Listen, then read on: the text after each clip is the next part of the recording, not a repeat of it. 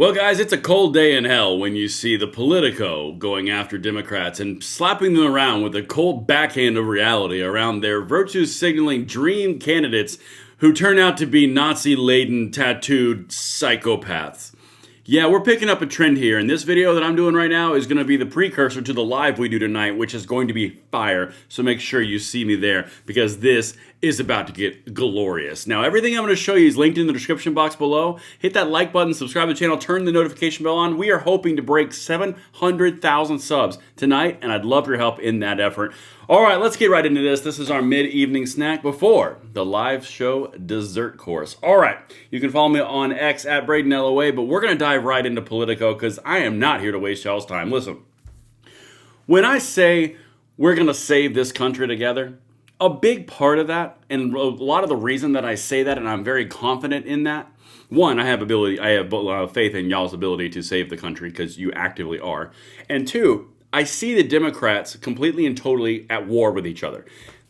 The far left progressives versus the moderate Democrats. The ones who are in the middle, the establishment who like their money, versus the ones who are idealists who don't win anything, okay? We want the idealist. But anyway, let's keep on going. This is from Politico. Now, Politico is not exactly a far-right bastion of thought. In fact, it carries the waters for the lefties. It's what it does. It's its function. If it didn't do it, it would cease to exist. But anyway, listen to this. Democrats keep falling for political fantasies. When will they learn? Subtitle: Democrats keep falling for charismatic newcomers and viral candidates, and it keeps costing them elections. Guys, make no mistake, this is the Politico going directly after the far left woke progressives because they're tired of losing and they want the establishment to grow a pair and win again.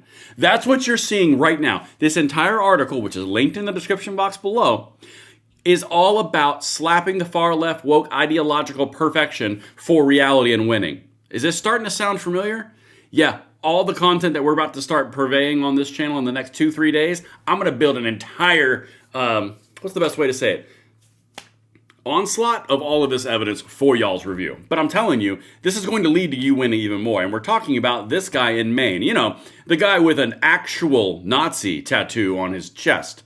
The one that is actually being defended by far left liberals for a Nazi tattoo on his chest. I'll get into the whole thing with pictures and everything. This guy, okay? They call us Nazis and fascists for years. Meanwhile, their candidates for Senate in Maine are actually wearing and owning and displaying Nazi death skull tattoos on their chest. Okay, you can't make this stuff up. All right, let's keep on going. Will Democrats ever learn to stop swooning? No, they won't.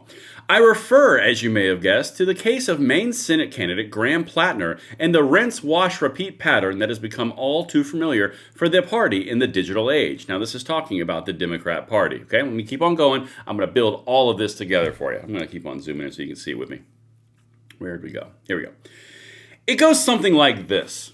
Political outsider, or mostly new name, mounts statewide campaign with online video that leans heavily on compelling biography or powerful oratory. Out-of-state liberal hobbyists quickly fall in love and fork over money, and journalists rush to profile the latest heartthrob before inevitable disappointment when the candidate loses or, well, becomes John Fetterman. Guys, make no mistake, as I'm reading these highlights to you, this is literally the far left being targeted by the establishment Democrat press in Politico. That's what this is. It's not anything else. It's saying stop falling for heartthrobs that can't win and start going for reality-based candidates that can. You could not make a better case for the argument, the civil war, the internal battle that I've been describing between the far-left progressives and the moderate, middle-of-the-road establishment, money-loving Democrats, of which we've been talking about for 2 years at this point. Let's keep on going. Plattner is the latest example, a military veteran turned oysterman who looked to the hirsute part. The Mainer's populist candidacy seemed to be an immaculate conception. The contributions piled up, the profiles were published, and then suddenly there was a disruption to the formula, or maybe it was more of an acceleration. Once his Democratic rival, Maine Governor Janet Mills, entered the race, Plattner was hit with a nor'easter of oppo research that had the added value of being his own damned words. rationalizing political violence, calling himself a communist, referring to all police as bastards, calling himself an Antifa super soldier. Plattner's paper trail was the stuff of Senator Susan Collins' dreams, and that was before Plattner tried to get ahead of the next hit by revealing the apparent Nazi tattoo on his naked torso. Holy balls! Like, this is what your opponents are doing. This is why I'm telling you, hit the throttle all the way to the ground. We're going to save this country and bring it back from the brink of destruction, because these are the people that are trying to take the helm of power. They are going to scuttle their own candidacy. They're going to scuttle their own chances in all of these races because they're trying to chase ideological purity. It's just like an article that I showed you earlier when all of them went to the middle and said, would you rather have a minority who's ideological pure, or would you rather have the majority? I'm telling you, that's the battle that is coming, and it's going to be accelerated into the midterms over the next 12 months, and we will cover it right here. Like button, subscribe to the channel, turn the notification bell on, because whoa. Talk about them doing the work for us. All right, Politico, let's keep on going. This won't slow Plattner's apologists, I'm talking about the far lefties. Again, this is targeted at them, okay?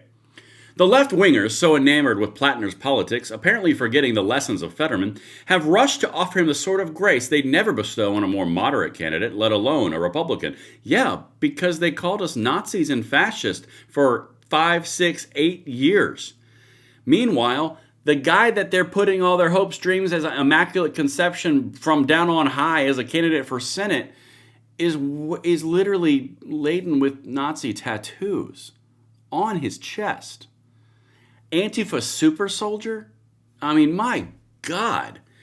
I give you Amy McGrath, Stacey Abrams, Beto O'Rourke, and the latest Texan posing for a glossy photo spread somewhere near a Lone Star flag, James Tallarico. None of the beau ideal of a Bernie Sanders candidate. Those are all the lists of the has-beens. Those are all the lists of the 2, 3, 4 strikes you're out. This writer, this author, is telling the left to drop the far left. That's exactly what you're seeing. Let's keep on going. Is it too much to ask, though, for Democrats to be more clear-eyed about winning elections? The point isn't to find a savior, it's to get closer to 51 votes in the United States Senate. Act like discerning shoppers, not fanboys. Y'all, make no mistake, exactly what this article is a shot across the bow to the far left from the middle Democrats. Politico has always been the trial balloon floater for the Democrats. Always.